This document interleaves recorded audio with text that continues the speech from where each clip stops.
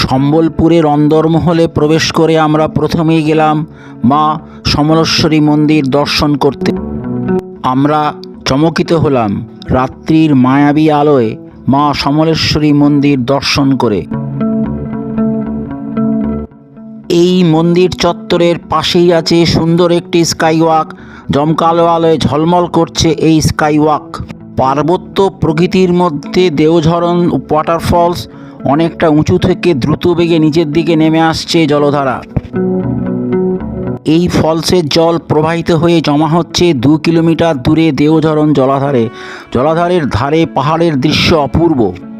ভারতের একমাত্র হেলানো মন্দির হুমার প্রধান দেবতা হলেন মহাদেব। এই মন্দির প্রাঙ্গণে একটি বজরংবলীর মূর্তি সহ আরও 2টি মন্দির আছে। হেলানা মন্দিরের সৌন্দর্য সকলকেই মুগ্ধ করে।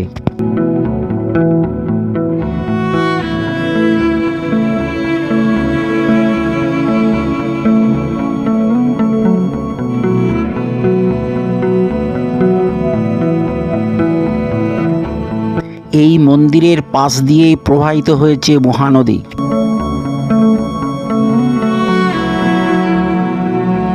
হুমার মন্দিরের পর সম্বলপুরের আরও একটি মন্দির ঘণ্টেশ্বরী মন্দির। এই মন্দিরে যেতে হলে এক লম্বা পথ হেঁটে যেতে হয়।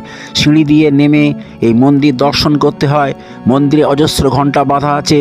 ছবি তোলা বারণ থাকায় এই মন্দিরের কোনো ছবি দেখানো সম্ভব হলো না।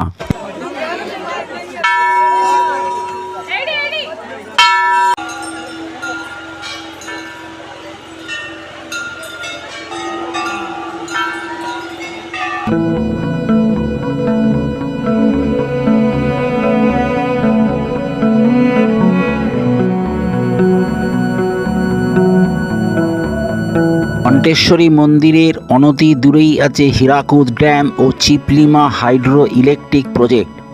এই দুটো দ্রষ্টব্য স্থান দেখে ফিরে আসার রাস্তা দিয়ে লোকেরা ফিরে আসছে। সম্বলপুর শহর থেকে প্রায় 15 কিলোমিটার দূরে হীরাকুদ ড্যামের বুরলা প্রান্তে জহর মিনার অবস্থিত। এটি একটি ওয়াচ টাওয়ার। এই মিনার থেকে এই ড্যামের সুন্দর ভিউ পাওয়া যায়।